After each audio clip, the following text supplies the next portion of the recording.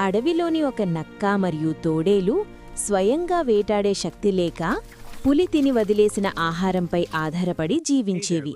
ఒకరోజు తమకు శ్రమ లేకుండా ఆహారం లభిస్తుందనే స్వార్థంతో అవి ఒక ఎలుగుబంటి పిల్లను మోసగించి పులి గుహ వద్దకు తీసుకువచ్చాయి. పులికి ఆహారాన్ని సిద్ధం చేశామని నమ్మబలికాయి. అయితే ఆ ఎలుగుబంటి పిల్ల చాకచక్యంగా వ్యవహరించి పులి అనారోగ్యంతో ఉందని, దానికి వైద్యం చేయడానికే తనను ఇక్కడికి తీసుకువచ్చారని పులితో చెప్పింది. ఆ మాటలు విన్న పులికి నక్క మరియు తోడేలు కుతంత్రం అర్థమైంది.